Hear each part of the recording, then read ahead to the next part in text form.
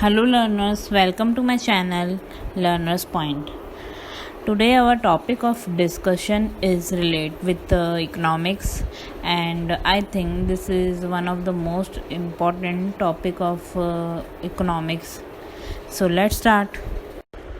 So आज का topic जो है हमारा वो है डिमांड जो है I think one of the important topic भी है. Demand is one of the most important. I think demand and supply both are very important in economics because economics is connected with these two terms, and many most terms are important, but these two terms are basic.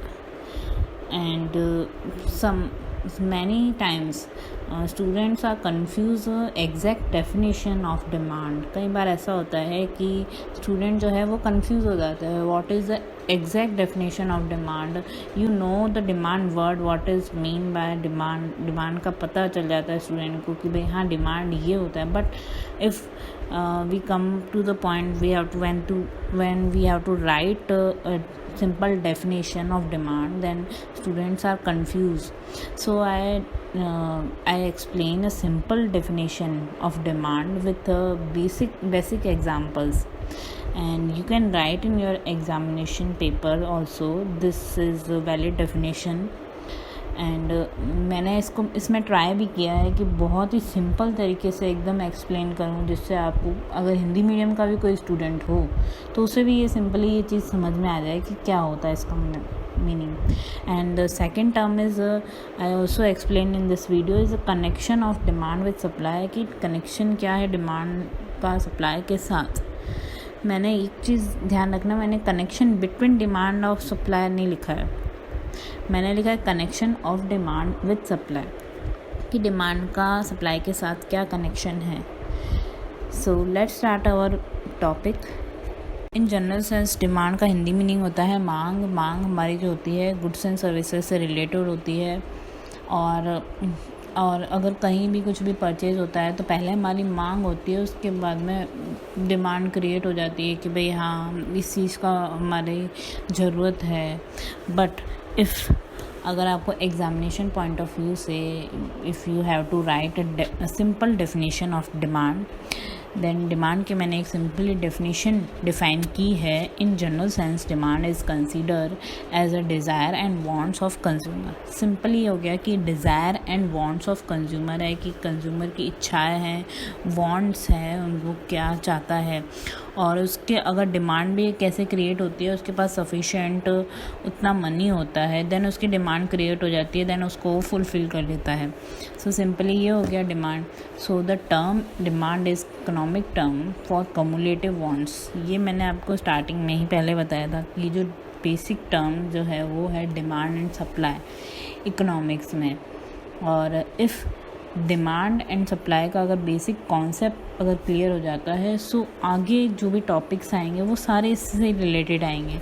सो आगे topic पढ़ने से पहले ही अगर किसी चीज़ का meaning पहले से ही defined हो, सो अपन को इजी लग जाता है कोई भी टॉपिक, और काफ़ी इजी है ये टर्म. और अगर आप मार्केट में भी अगर आप जाओ, सो ये जो है ये अपने बेसिक लाइफ स्टाइल से भी काफ़ी कनेक्टेड है.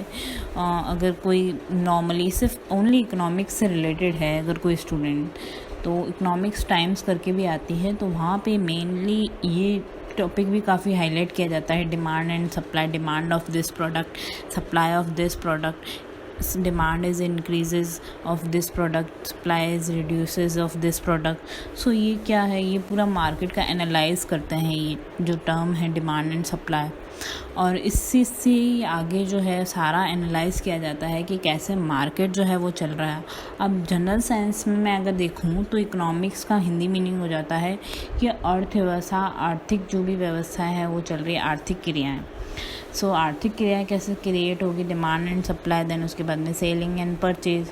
अगर ये सारी चीज़ें होंगी उसके बाद में आर्थिक जो गतिविधियाँ हैं वो डेवलप होगी. So the term demand is economic term for cumulative wants and desires of consumer as they relate to particular goods and services. One of the most important thing, ये रिलेट होते हैं गुड्स और services से, particular goods and services. If मैं अपना ही खुद का एक एग्ज़ाम्पल ले लेती हूँ कि अगर मैंने सोचा है कि मेरे पास इतना सफिशिएंट मनी है, देन मैंने सोचा है कि ईयर एंड तक मैं एक कार लेना चाहती हूँ, देन व्हाट इज़ कि मेरी ये डिमांड है। एंड डिमांड कब पूरी होगी? जब मैं उस पर्टिकुलर मेरे जो गुड्स हैं वो मैं मेरे सफिशिएंट मनी होने पर मैं उसको बाय कर लूँ ईयर एंड तक, तो डिमांड हो जाएगी फुलफिल। स्टार्टिंग में तो मेरी डिमांड हो गई, डिज़ायर हो गई कि मुझे ये सब चीज़ चाहिए, और ये मैंने डिमांड भी तब किया कि मेरे पास जब इतना मनी है तभी मैंने ये सब डिमांड किया। मैंने ऐसे ही नहीं बोला कि मेरे पास मुझे कार चाहिए एंड ऑल, ऐसे ही मेरे पास इतना सफिशिएंट मनी है तब मैंने ये डिमांड किया। देन ईयर एंड तक मैं ये चाहूँगी कि मैं ये गुड्स, जो मेरा जो पर्टिकुलर जो गुड है वो मैं ले लूँ। So this is a simple example. So ये जो डिमांड का जो टर्म है काफ़ी इजी है, इजी कॉन्सेप्ट भी है और काफ़ी इम्पॉर्टेंट टॉपिक भी है इकोनॉमिक्स में। नेक्स्ट मैंने इसके कुछ एग्जांपल्स लिए हैं। ये है कुछ basic examples. Like first examples है मेरा, many consumers wants to purchase oranges and the price of oranges were 50 rupees per KG. ठीक है, ये एक हिंदी मीडियम वाला स्टूडेंट होगा, उसको भी ये चीज़ समझ में आ जाएगी सिंपली कि एक कंज्यूमर्स हैं बहुत सारे, वो ऑरेंजेस परचेज़ करना चाहते हैं, उनके वांट्स है कि ऑरेंजेस परचेज़ करना, और उसकी प्राइस है 50 rupees per KG. But due to heavy rainfall crops were damage, एक अच्छी खासी बहुत तेज़ ज़्यादा बारिश हो गई, हैवी रेनफॉल हो गया। सो उससे क्या हो गया कि जो भी क्रॉप्स थी ऑरेंजेस की वो सारी डैमेज हो गई एंड इट रिड्यूसेस सप्लाई। उसके बाद में अगर क्रॉप्स ही सारी डैमेज हो गई ऑरेंजेस की तो उससे क्या हो जाएगा कि उनका सप्लाई ही कम हो जाएगा, कि जो कंज्यूमर के जो वांट्स है। So next part is how demand is connected with supply. ये भी एक अच्छा पार्ट है, डिमांड कैसे कनेक्टेड है सप्लाई से। डिमांड क्रिएट होगी कस्टमर की, उसके बाद में सप्लाई जो है वो आएगा आगे। Normally consumers demand goods and services are available at low cost.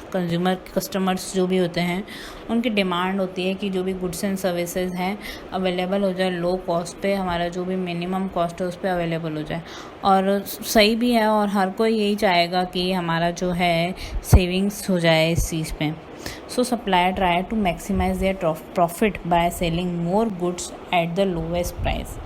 कई बार सप्लायर्स जो होते हैं वो अपना प्रॉफिट मैक्सिमाइज करने के लिए गुड्स जो है वो सेल करते हैं जितना ज़्यादा हो सके लोएस्ट प्राइस पे, और उससे कई बार उनका जो प्रॉफिट जो है वो मैक्सिमाइज हो जाता है। और दूसरा केस ये हो जाता है कि कई बार सप्लायर अपना स्टॉक जो है वो ख़त्म करने के लिए लोएस्ट प्राइस पे उनको सेल कर देता है, जिससे उसकी कॉस्ट निकल जाए, मिनिमम प्रॉफिट मिल जाए उसको, और उसके बाद में वो अपना नया स्टॉक जो है वो ऐड कर सके।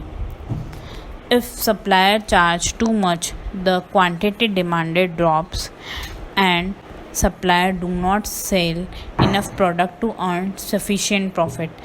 If अगर सप्लायर ज़्यादा चार्ज कर लेगा प्राइस तो उससे क्या हो जाएगा, ऑटोमेटिक डिमांड जो है वो ड्रॉप हो जाएगी और उसको इतना जो है सेल नहीं हो पाएगा और ना ही उसको इतना प्रॉफिट होगा।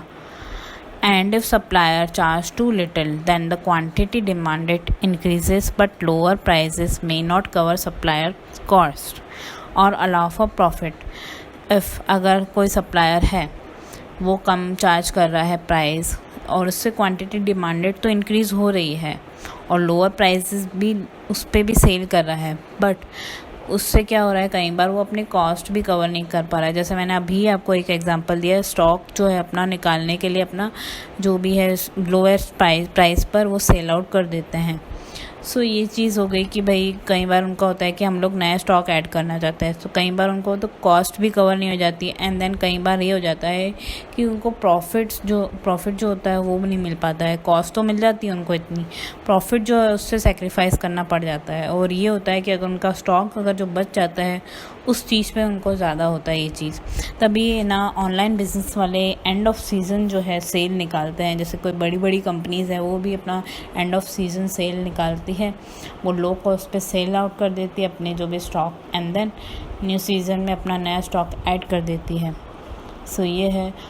वन मोर थिंग मैं इसमें बोलना चाहूँगी कि इसका एक और पॉइंट है कि क्वांटिटी डिमांडेड वाला, सप्लायर अगर चार्ज हाई करता है तो क्वांटिटी डिमांडेड ड्रॉप हो जाती है। कई बार इसका एक एक्सेप्शन है। एक एक्सेप्शन ये है कि अगर मैंने एक डायमंड का एग्जांपल लिया, डायमंड के अगर प्राइस में कम लूँगी तो उसकी क्वांटिटी डिमांड जो है वो भी कम हो जाएगी। सो ये है एक एक्सेप्शन। सो इस टाइप के ही कुछ एक्सेप्शंस जो हैं वो मेरे नेक्स्ट वीडियो में मैं आपको क्लियर कर लूँगी कि इसके भी कुछ एक्सेप्शन है, ऐसा नहीं है कि सिंपल ही है मीनिंग। सो इस चैनल से कनेक्टेड रहिए। और वन मोर थिंग मैं एक और चीज़ बोलूँगी कि अगर आपको इकोनॉमिक्स से रिलेटेड कोई भी क्वेरी है तो आप मेरे कमेंट बॉक्स में नीचे कमेंट्स कर सकते हैं, या बोल सकते हैं कि पर्सनली भी मुझे बोल सकते हैं कि आप हमें ये चीज़ क्लियरली एक्सप्लेन करो, सो जिससे मुझे पता चले कि what is your desire and wants like this topic demand. So thank you for watching this video.